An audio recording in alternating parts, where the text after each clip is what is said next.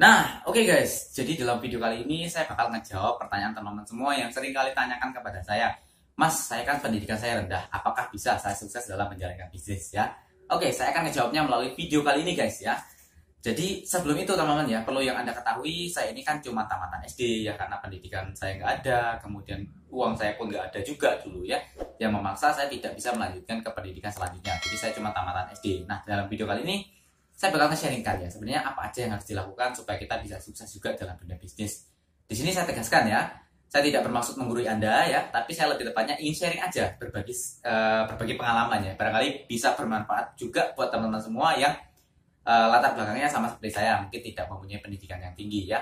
Nah, apakah yang harus Anda lakukan guys? Jadi yang pertama itu adalah milikilah seorang mentor. Nah, ini penting guys, karena berbicara kalau kita nggak punya pendidikan ya, itu otomatis skill kita, kemampuan kita, wawasan kita itu nggak ada.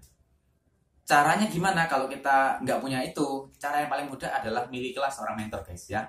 Karena dari mentor ini yang akan ngebimbing kita. Gimana caranya? Contoh gini, kita pengen mulai bisnis, kita nggak ada pengalaman, nggak ada skill ya, nggak ada pendidikan juga ya. Gimana caranya? Ya kita punya mentor. Dengan adanya mentor nanti yang nunjukin cara kamu jualan itu seperti ini loh ya. Manfaatkan Instagram itu seperti ini, landing page itu gini ya. Jadi kalau ada mentor itu sendandanya lebih gampang guys.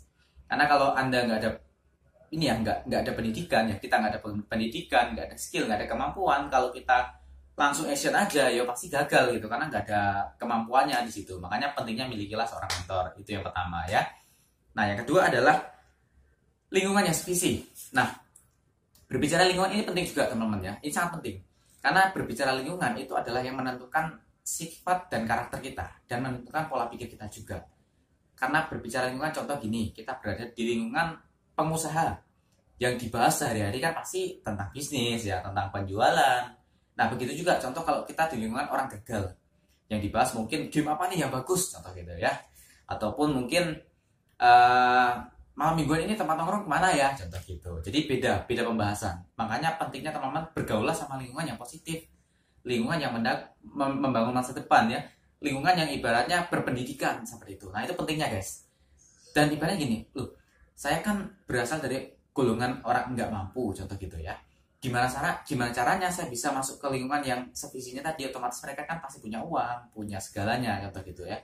Ya teman-teman kalau dari offline belum bisa masuk, masuklah dari dunia online-nya guys ya. Karena sekarang ini banyak sekali kok komunitas-komunitas pengusaha yang bisa Anda masuki, dan saran saya harus yang berbayar ya.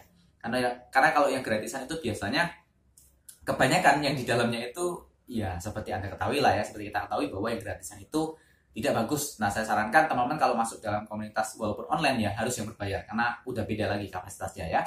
Itu yang kedua. Nah yang ketiga adalah setelah Anda punya mentor, setelah Anda punya lingkungan, yang ketiga adalah disiplinlah mulai dari hal yang kecil ya. Karena segala sesuatu itu perlu dibangun. Jadi contoh kita mau melangkah 100 km ya, itu nggak mungkin mendadak langsung tiba-tiba kita sampai 100 km, itu nggak mungkin seperti itu. Tapi harus dibangunnya mulai kilometer pertama, kilometer kedua ya, kilometer ketiga, tanpa kita sadari ternyata kita udah sampai 100 km ke depan. Dan itu harus disiplin dan konsisten. Nah itu yang harus kita lakukan ya, disiplin. Nah yang ketiga ada, yang keempat ya, maaf ya, konsisten guys ya, konsisten seperti yang ketiga ya.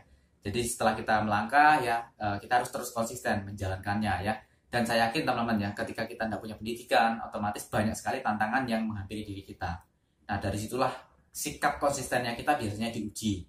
Contoh seperti apa? Contoh gini, kita tidak punya pendidikan, mau belajar digital marketing, contoh gitu ya. Karena skill nggak ada ya pasti kita bakal ketinggalan sama yang orang-orang lainnya, karena mereka udah kompeten ya, seperti itu ya. Nah makanya sikap konsisten kita ini diuji saat itu guys.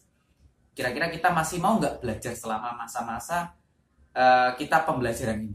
Karena bisa jadi kita nggak dapat hasil, bisa jadi orang dapat penjualan kita kok belum. Nah dari situlah biasanya kita diuji. Makanya pentingnya memiliki sifat yang namanya konsisten ini.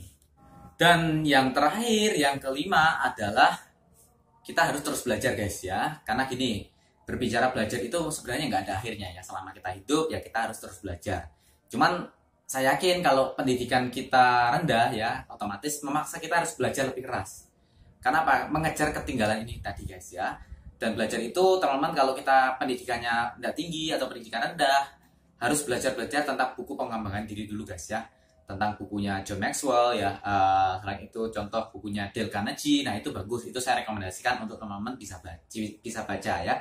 Dan saya yakin kok ketika kita terus belajar ya, setiap harinya belajar, action ya, kita membaca buku, itu otomatis karakter kita ya, pengetahuan kita, skill kita itu mulai terbangun setiap harinya guys. Dan tanpa kita sadari, ternyata setelah kita flashback ya, melihat ke belakang, ketika kita konsisten melakukan hal-hal ini tadi, oh ternyata perubahan hidup saya udah jauh seperti itu ya.